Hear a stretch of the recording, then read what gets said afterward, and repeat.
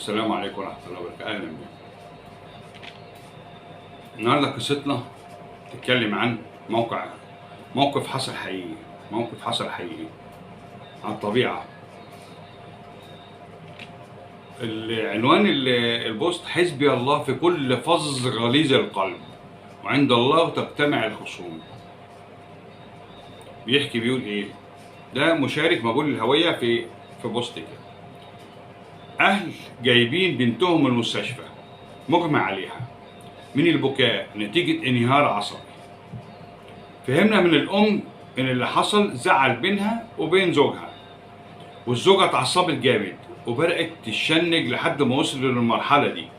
الغريب إن ملامح الزوج ما كانش متأثر نهائي، مش فارق معاه، وجاي معاهم غصب عنه تقريبا، جاي معاهم إنها في المستشفى غصب عنه، واقف بره المستشفى.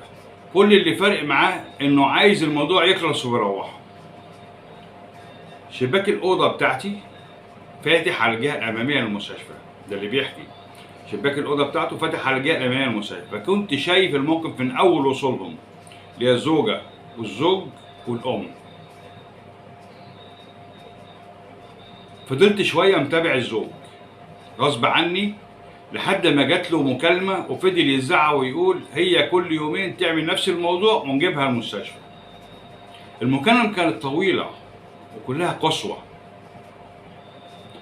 لفت نظري جملة قالها في وسط المكالمة: لا مش هدخل لها. يعني الناس بتقول له خش صالحها، طيب بخاطرها، قول له لا كلمة حلوة، راضيها صالحها. لا مش هدخل لها، وماما معاها جوه، هبقى راضيها بكلمتين لما تخرج ونروح. فات ساعة وانا كل شوية اخلص حاجة وعيني تقع تاني على ملامح الزوج اللي مش باين عليه اي حاجة غير الجحود، لحد ما جت اللحظة اللي الامن نادى فيها على اسمها، وقام الراجل بانتعاض شديد يرد: ايوه انا. يردوا على اسمها: ايوه انا. وعرفت ان ده اسمه زوجته. ده بيقول الراجل بتاع امن: ايوه انا. قال له كلمتين: البقاء لله زوجتك توفيت، بقاء لله زوجتك توفيت، وتعالى عشان والدتها مغمى عليها جوه. شفت بقى الضربتين في وقت واحد. كانت الكلمة كافية إن زوج يوقع على الأرض في لحظتها، وتحول الجحود إلى وجهه لبكاء شديد وصراخ وهستيريا طفل مش راجل كبير، بيصرخ ويتنطط ويعيط، وهستيريا جات له. كان عمال يردد: خلاص والله هقول لها ترجع،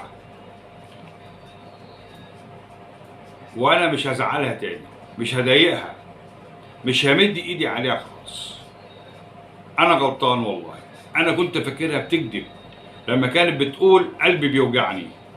الزوجة توفيت نتيجة الإصابة، أول مرة أسمع الكلمة دي، بمتلازمة القلب المكسور. هي مكتوبة بالإنجليزي، هحاول أقراها على قد ما أقدر. اسمها بروكن هيرت ساندروم، بروكن هيرت ساندروم، واللي أحد أهم أسبابها فعلا الشعور بالحزن المستمر، الحزن المستمر والضيق والضغط العصبي. يحصل المتلازمة دي، متلازمة القلب المكسور. كل الناس من حواليا رايحين ناحية الراجل يطبطبوا عليه ويشيلوه من على الأرض، الناس اللي حواليه. وأنا على الرغم إشفاقي على حاله وابتلاءه، لكن كان جوايا كلام كتير عايز أقوله له.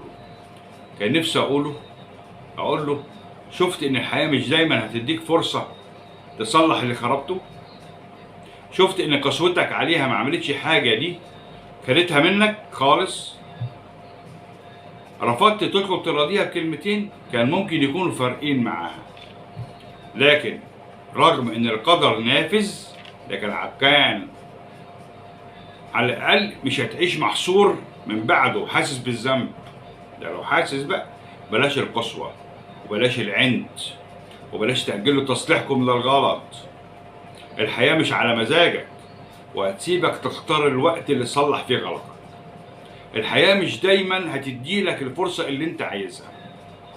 في ناس بتفتكر ان الزعل والنكد المستمر عادي، الله يهون عليه حزنك يهون عليك حزنك ابعد عنه، اوعى تفكر ولا تحس بالذنب، كفاياك اعذار. الكلام ده عجبني وقلت اقول لكم. والجماعه اللي ما اشتركش في القناه يشترك، واللي يدوس لايك فضلا وليس امرا، ويفعل الجرس عشان كله جديد. ربنا يهدينا جميعا. السلام عليكم ورحمه الله وبركاته.